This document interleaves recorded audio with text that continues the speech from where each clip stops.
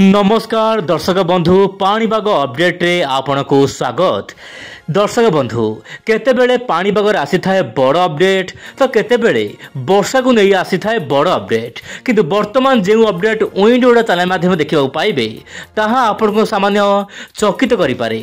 कारण पाणीपाग को नहीं आसुची बड़ खबर जहाँकि दर्शक बंधु चाषी भाई मानक मनरे चड़क परिवार आशंका रही कहीं वर्षा कमी मौसुमी वायु देव बड़ धोखा। तेज केउ केउ जिले में वर्षार स्थिति एवं आगामी दिन में मौसुमी स्थिति केमिति रहिबो, लघुचाप सृष्टि हेबो कि बंगोपसागर पुणी थरे आसतु ए समस्त प्रश्नर गोटे उत्तर आज भिडियो दर्शक बंधु। वर्तमान स्थिति दर्शक बंधु बंगोपसागर आउ लघुचाप सृष्टि होबार आशा नाही।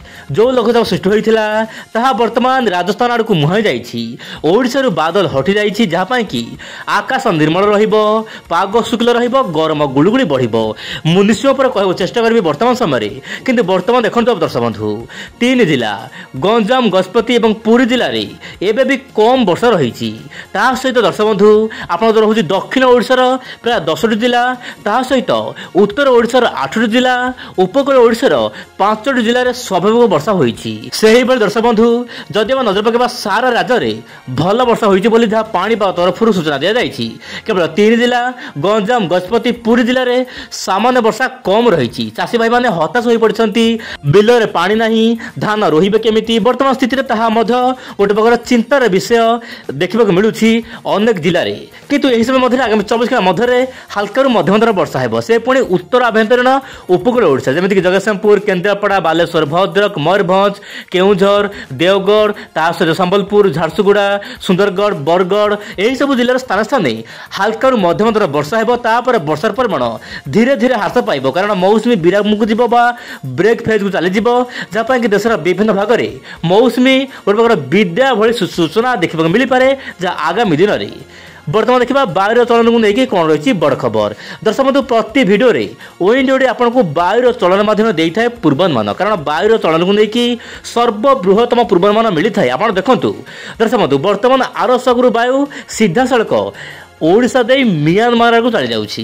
सहित बंगोपसागर वर्तमान बंगोपसागर वायु ओडिशा को जाई पारु नाही जहाँ कि वर्तमान मौसुमी दुर्बल होबार लगी। जितेबाला बंगोपसागर कौन वायु भारत मध्य को जाए ओडिशा समेत देशर विभिन्न भाग में वर्षा होता है किंतु आप देखिपे लक्ष्य करुवे आप देखु जो वायु यही भली जावा कथा ताहा यही भली जाउछि। ता मान दर्शक बंधु वर्तमान स्थिति रे ओडिशा रे वर्षा परिमाण कमी जिवो, मझिरे मझिरे थंडरस्टॉर्म सहित वर्षा हेबो माने झड़ तूफान काल बैशाखी भली वर्षा हेबो से पुणी ऊपर बेला। किंतु देशर विभिन्न भाग में वर्षा कमी जिवो दर्शक बंधु केवल पश्चिमबंग यार आखपाख अंचल में वर्षा जारी रहिबो। आप मोबाइल स्क्रीन देखंतु धीरे धीरे वर्षा कमी जिवो।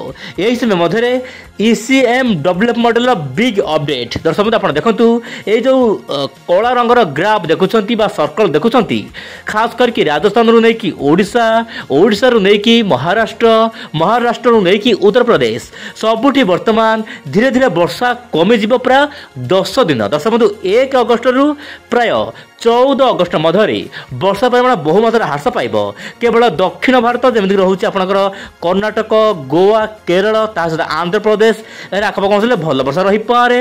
यह सहित उत्तर पूर्व राज्य आसाम, मणिपुर, सिक्किम, मेघालय आखपाख अंचल भल वर्षा हो पारे कारण मौसुमी साधारणतः जीव हिमालय पाददेश को यार रेखा रहा कि आगामी दिन में उत्तर पूर्व राज्य गुड़िक भल वर्षा रही पारे। दर्शक बंधु यही मानचित्र केवल मुझे आपंपाई रखी कारण आप जानते कहीं मौसुमी दुर्बल रोचे। यार मुख्य कारण कौन आप देखु वर्तमान समय आर सागर वायु सीधा सड़क हिमालय पाददेश को चली जहाँ कि मौसुमी रेखा सीधा सड़क आप उत्तर भारत बाहर की बांग्लादेश पर्यटन रोडा में कौन लघुचाप वर्षा हेब ना, दक्षिण भारत में शुखला पड़ बंगोपसागर कौन लघुचाप सृष्टि हेब ना जहाँ कि ओडिशा पाग शुखला रही समय मध्य बंगोपसागर वायु सीधा लोक म्यांमार को चली जहाँ कि ओडिशा रे सामुद्रिक वायुर प्रभाव कम हेतु वर्षा कमी जीव, गरम गुलुगुली जनजीवन को अस्तव्यस्त कर जहाँ 10 दिन मध्य अपडेट मिलूँ मॉडल मान तरफ जहाँ कि विंड ओडी चैनल माध्यम मुझे आपको जनइली। तेज आगामी दिन पानी